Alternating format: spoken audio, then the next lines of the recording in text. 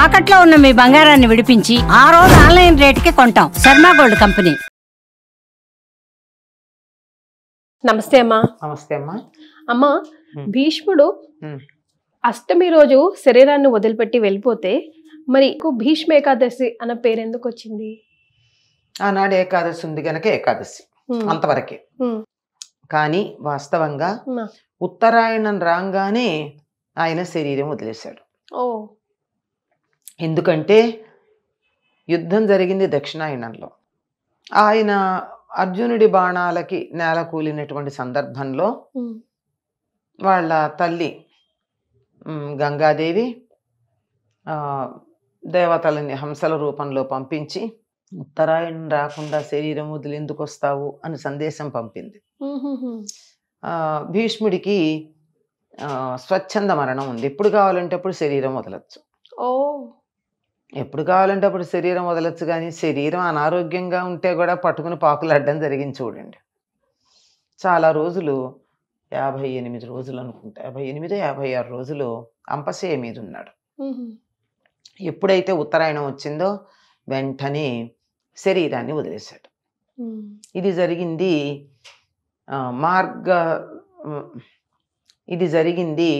మాఘ శుద్ధ అష్టమి. సప్తమి రథసప్తమి. రథసప్తమి నాడు ఏం జరిగింది?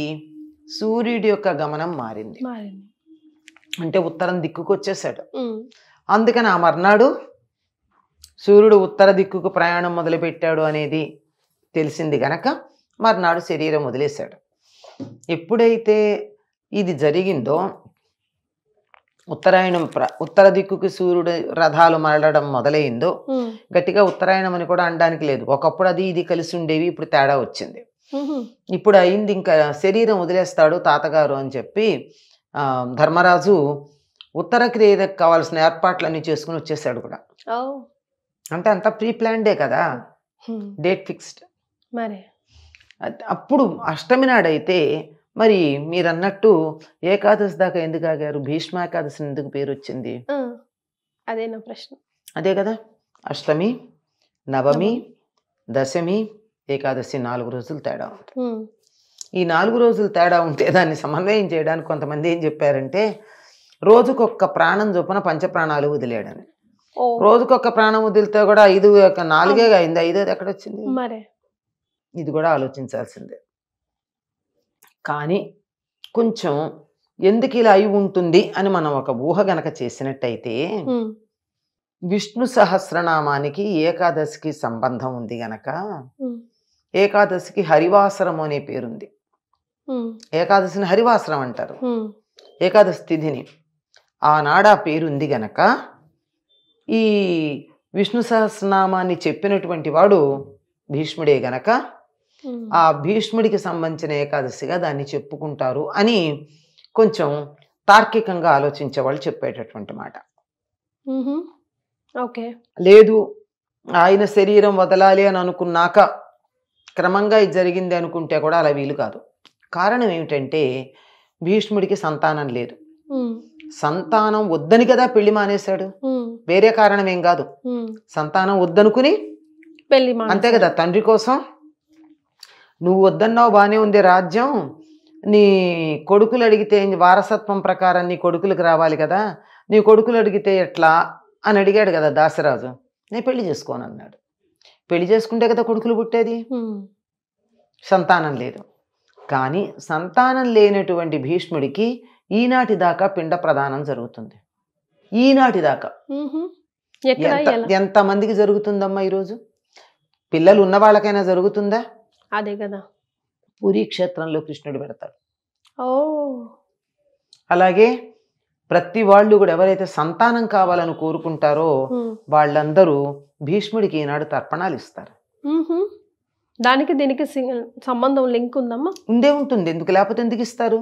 మాకు అలా భీష్ముడికి తర్పణాలు ఇచ్చాము ఈ సంవత్సరం, మాకు వచ్చే సంవత్సరానికల్లా మా ఇంట్లో ఉయ్యాలేసుకున్నాం అంటారు. అంటే భీష్ముడు తండ్రి కోసం తన వివాహం చేసుకోను అని ప్రతిజ్ఞ చేసి సంతానం లేకుండా ఉన్నాడు. తనకంటూ ఫిజికల్లీ సంతానం లేదు, కానీ అసలు సంతానం కావాలని ఎందుకు కోరుకుంటారు? ఉత్తర క్రియలు చేయడానికి. Yes. ఉత్తర క్రియలు ఇన్ని వేల సంవత్సరాలు జరుగుతున్నాయి అంటే ఎంత గొప్పది. అంచేత ఈనాటికి కూడా అందరూ ఒకవేళ సంతానం కావాలని ప్రత్యేకంగా చేయడమే కాకుండా కూడా సంప్రదాయం తెలిసినటువంటి వాళ్ళందరూ కూడా భీష్మాష్టమి నాడు భీష్ముడికి తర్పణాలు ఇస్తారమ్మా. భీష్మాష్టమి నాడు. ఇది భీష్మ ఏకాదశి కదమ్మా. అదేంటున్నా. అయితే ఆ తర్వాత వచ్చినటువంటి ఏకాదశి కనుక దానికి భీష్మ ఏకాదశి అనే పేరు వచ్చి ఉంటుంది అని మనం అనుకోవాల్సి ఉంటుంది. సో ప్రత్యేకంగా తర్పణాలు ఇవ్వడం ఈ రోజు ప్రత్యేకత అమ్మా. భీష్మాష్టమి నాడు. ఓకే. అష్టమి నాడే తర్పణాలు ఇస్తారు. ఓకే. మరి ఈ రోజు చేయవలసినవి చేయకూడని పనులు ఏమైనా ఉన్నాయా? ఎందుకు లేవమ్మా.